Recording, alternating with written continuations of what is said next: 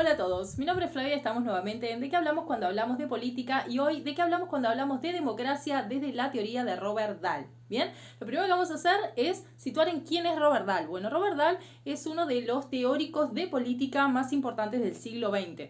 En ciencia política nosotros solemos plantear que nuestro padre fundador de la materia de la ciencia política, de la teoría política, es Nicolás Maquiavelo, que remonta a Italia. En este caso, Robert Dahl, como es el segundo más importante, o por lo menos en nuestra cátedra, en la academia, se suele utilizar muchísimo como referencia por la profundización que hizo de la teoría de la democracia, y ahora vamos a ver el corte que hizo con el resto de los autores, podemos decir que es una especie de padrino, ¿no?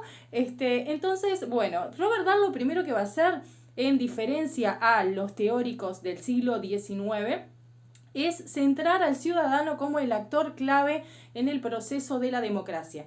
Hasta el momento, en el siglo XIX, se le daba un papel secundario al ciudadano, en el que se pensaba, por ejemplo, en el caso de Weber o de Schumpeter, de que el ciudadano solamente elegía el gobierno y eran los actores o los líderes políticos los que tomaban las decisiones, porque los ciudadanos no eran racionales o lo suficientemente racionales para poder tomar decisiones de el bien propio primero, y no tenían idea de lo que era el bien común para poder generar un estado de bienestar general, ¿no?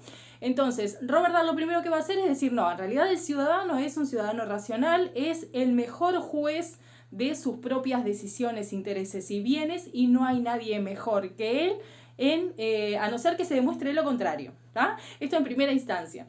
Y en segundo, lo que va a hacer es mirar el procedimiento, no el resultado final de la democracia, sino que lo que va a ver es el proceso de la democracia y cuáles son las condiciones para que se pueda dar de forma óptima y correcta. Bien, entonces va a mirar primero los principios, es decir, en qué se funda, en qué se basa la democracia o en qué debería de basarse, según lo que él piensa.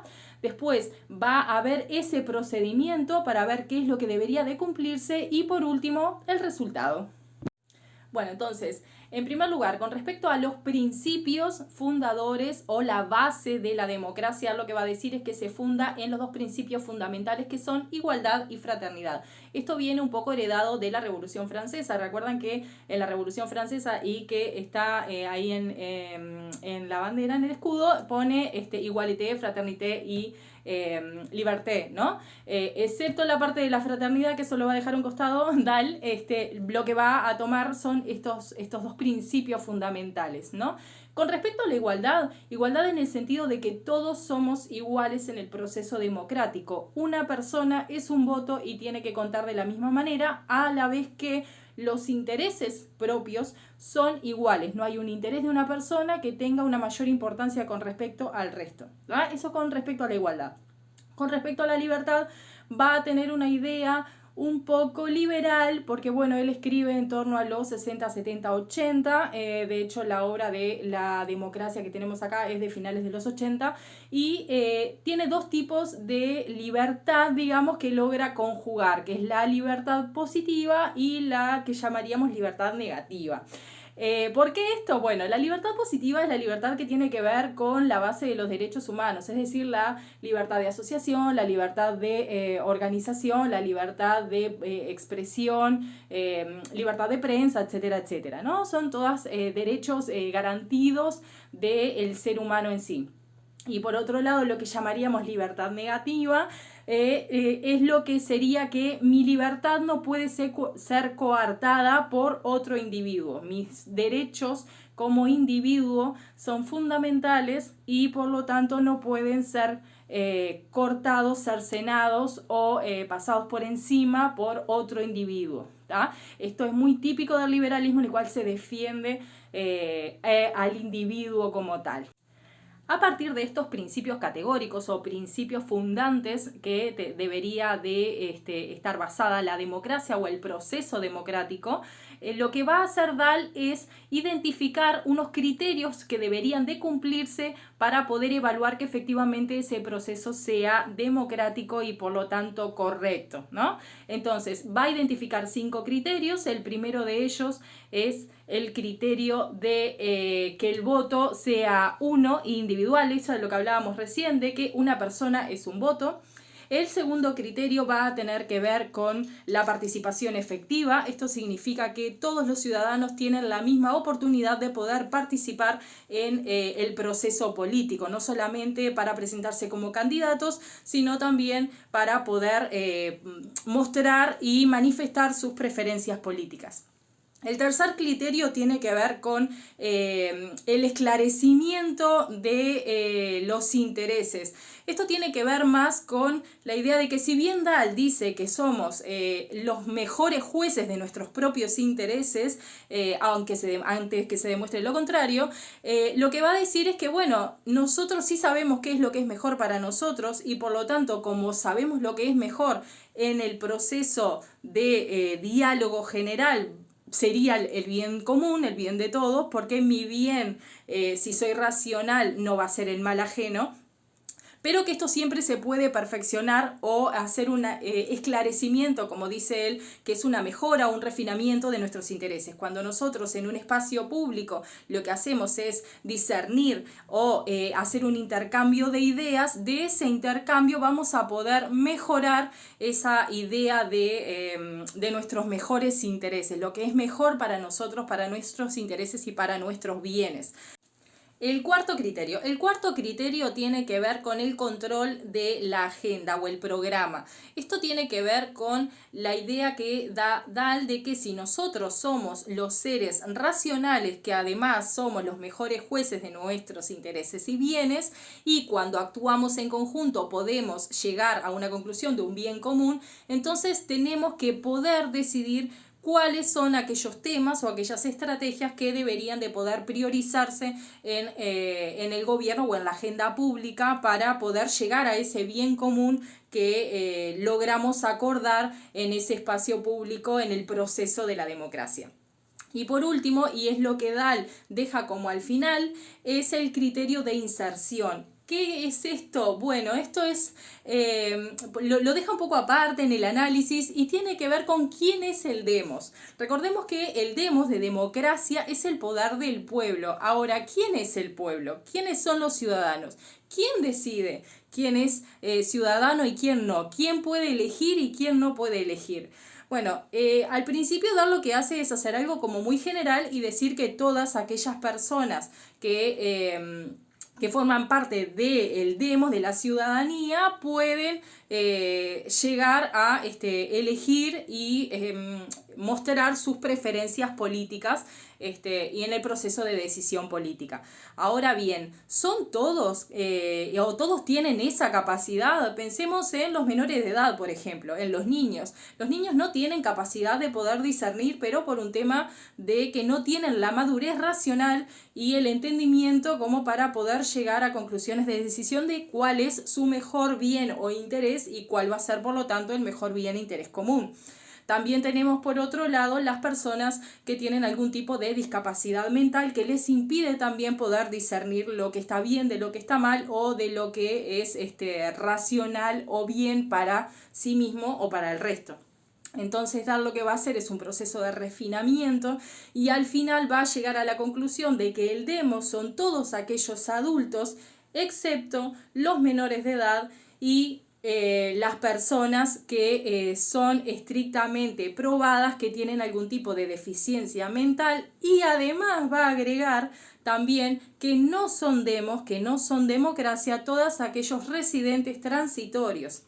Esto es un poco complejo y estamos hablando desde el siglo XXI, cuando tenemos mucho movimiento migratorio, no solo en América Latina, sino que en todo el mundo, en el que, bueno, las personas que residen en un país X y que están 1 año, 2 años, ¿tienen realmente derecho a poder decidir por sobre las decisiones políticas del lugar en el que están residiendo, en el cual están pagando impuestos, en el que están trabajando, en el que están cobrando, etcétera, etcétera, etcétera? O sea, están desarrollando su familia, están haciendo uso de derechos y también tienen deberes. Entonces, acá hay un poco de capaz que de distorsión que podíamos llegar a analizar ahora al momento, pero bueno, es lo que él planteó como la idea de la teoría de lo que debería de ser el ciudadano, el demos, quiénes son las personas que realmente pueden decidir.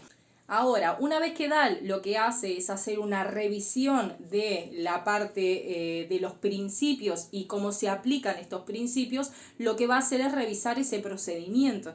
Y en ese procedimiento lo que vas a ver o lo que va a notar es que, bueno, que en realidad tiene que cumplirse dos cosas fundamentales para que realmente el procedimiento sea correcto y por lo tanto sea democrático. Y esto es, primero, que haya una igualdad de información, habla una de distribución desigual de la información, y por otro lado habla también de la desigualdad de los recursos económicos. Lo que hablábamos en el resumen anterior era esto mismo, que bueno, se identifica que efectivamente no todas las personas accedemos a la información, no todas accedemos a la misma cantidad de información o al mismo sesgo de información, y no todas las personas tenemos las mismas herramientas para poder entender esa información que nos llega. Cuando nosotros leemos un diario, escuchamos la radio, miramos televisión o leemos Twitter, Facebook, Instagram, etc., a veces nos llega esa información, logramos leerla, pero no sabemos qué intencionalidad o si hay algún tipo de sesgo atrás y si realmente es verídica. Y además el tema del entendimiento, ¿no? A veces no tenemos las herramientas para poder entender lo que nos está llegando de información. Entonces, DAL lo que dice es que es fundamental que haya una igualdad de información de todos los ciudadanos. Y la segunda parte, bueno, tiene que ver con que haya una igualdad de recursos económicos mínima. Obviamente que no dice que todos tenemos que estar en igualdad exacta de condiciones económicas, pero que sí tiene que haber un mínimo. ¿Por qué? Bueno, porque cuando nosotros tenemos necesidades básicas insatisfechas, no tenemos la oportunidad de poder sentarnos a buscar información, a analizar información, o a poder generar herramientas que nos permitan analizar esa información que leemos. Estamos preocupados por tener un trabajo, ganar un sueldo, tener un sustento, pagar la vivienda, tener para comer, la educación de los hijos, etcétera, etcétera. Entonces tiene que haber un mínimo de las necesidades básicas satisfechas como para que podamos tener esto. Y acá voy a hacer una fe de ratas porque en el resumen hablé del sillón de pensar, que es una de las ideas clave de uno de mis profesores favoritos, que fue uno de los que me incentivó a estudiar ciencia política, que es Adolfo Garcés, que nos hablaba mucho de esto porque él tiene que ver mucho con las políticas de las ideas o el poder político de las ideas, que de hecho es el examen que voy a dar el lunes. Pero bueno, lo que decían los griegos, de lo que hablaban los griegos, era del ocio crítico o el ocio de pensar, ¿no? El de tener tiempo de sentarse, por eso lo del sillón de pensar, de sentarse a pensar, a discutir, a informarte, a formarte sobre determinados temas para poder entender y participar de manera racional. Si no tenemos esa oportunidad porque estamos ocupados en otras cosas, obviamente ahí hay una desigualdad y entonces el proceso democrático que debería ser tal no funciona de manera correcta. Por último, y con respecto al resultado, DAL lo que va a hacer es decir, bueno, hay dos teorías con respecto al resultado de la democracia. En una lo que se va a mirar es la calidad de ese resultado. Y por otro lado, hay otras corrientes que lo que hacen es mirar que efectivamente las personas que deciden son aquellas que están efectivamente involucradas o que les afecta eso de lo cual está decidiendo, ¿no? Entonces, DAL lo que va a hacer es unir las dos. Por un lado, va a intentar buscar la manera, la forma a través de estos criterios, por ejemplo, que mencionábamos, del esclarecimiento de los intereses, del poder debatir, del que haya igualdad de información, etcétera, etcétera, de que haya una calidad, pero que además las personas que deciden son efectivamente las que están involucradas y afectadas en esa decisión, y por eso termina siendo esa definición de quién es el demos, porque quién decide, quién tiene que decidir. Entonces, con eso lo que hace es hacer un cierre con todo este proceso democrático. Bueno, este videito que lo colgué el sábado, generalmente lo suelo colgar el viernes. Yo les contaba el otro día que estoy en exámenes finales, entonces como estoy estudiando, estoy contra reloj, estoy como apartando un tiempito para poder hacerlo, pero me gusta muchísimo hacerlo y entonces no quiero dejar de compartir esta información. Y obviamente estos temas que estoy tocando tienen que ver mucho con lo que estoy estudiando ahora, porque es lo que tengo ahora en la cabeza, y lo que estoy manejando, como por ejemplo lo de las ideas que probablemente en 2 o 3 videos próximos hablemos de qué tan importantes son las ideas en las decisiones políticas. No siempre tiene que ver con de dónde venimos, de dónde, lo que somos, o las instituciones o las reglas de juego que hay en la sociedad, sino que a veces tiene que ver con las interpretaciones de nuestra realidad. Entonces, vamos a profundizar un poco en eso también, que es súper interesante. Así que bueno, les voy a pedir que le den like, le den me gusta, que se suscriban por el canal, que me sigan, que compartan, porque la idea es que todos entendamos un poco más de qué es esto de la política. Así que muchas gracias.